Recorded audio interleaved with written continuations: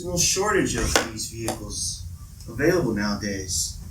We have all heard of the very famous brands like Ferrari, Lamborghini, and Porsche.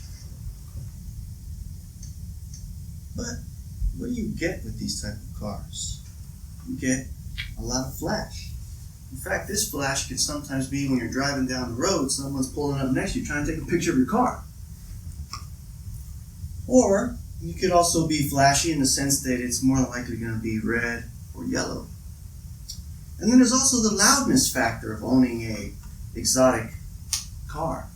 You know, the type of loudness that makes alarms go off as you drive by and annoys your dog or your neighbor's dog from 2 blocks away.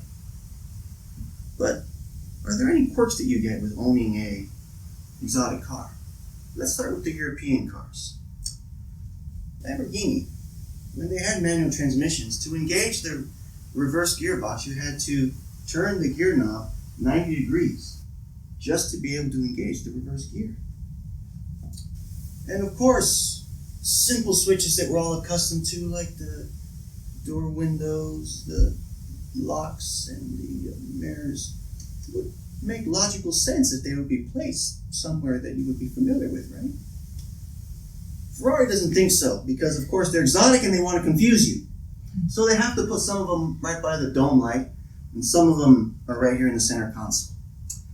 So let's talk about why you would logically buy a Japanese exotic car over a European one. Well, let's see here.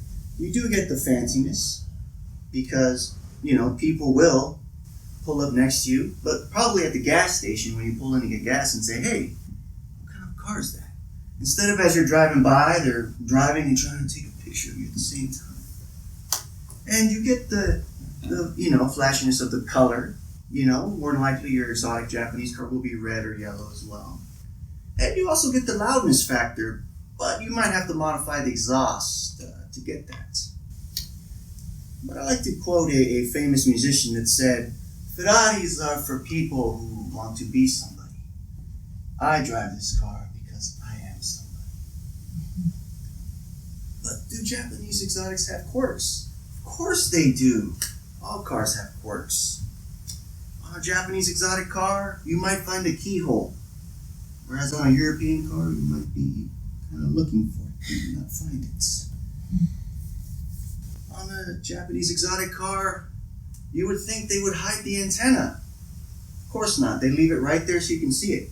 In fact, they think the antenna is so valuable that when you turn on the radio, it should extend itself. And when you shut the radio off, it will retract itself. Other things that you might get that are different between a European exotic and a Japanese exotic would be maintenance.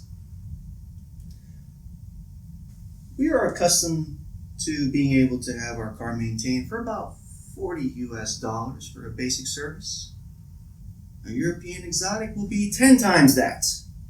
They start at about $400 for a basic service. But that, of course, is the low-end models. If you want to get one of the uber exotics, those $1 million cars, you're talking about $1,200 for a basic service.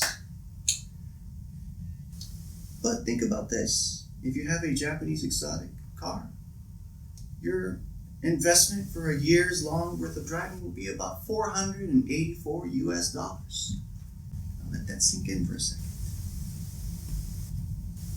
Now let's also talk about some of the other quirks, like what you might find in the interior. When you're sitting inside your car enjoying a libation with your lady, wouldn't you like to have a place to put that libation? Well, Japanese engineers think that that's a good idea and gave you cup holders. Ferrari, no. You know, when you're driving down the highway and you're thinking to yourself, you know, cruise control would be real nice. The Japanese engineers agree with you and gave you cruise control. Lamborghini.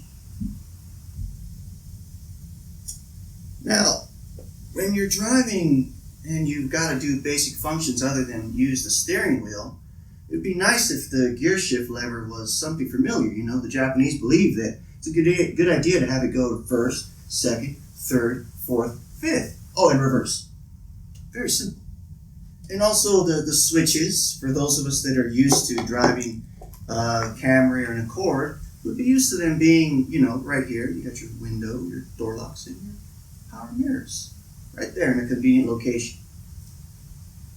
So my fellow Toastmasters,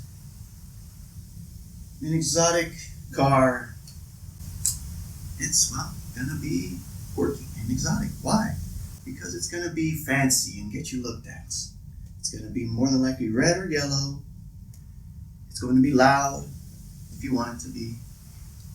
And at the exact same time, it's going to be just a quirky piece of engineering. Why? Because it's exotic. Thank you, my fellow Toastmasters.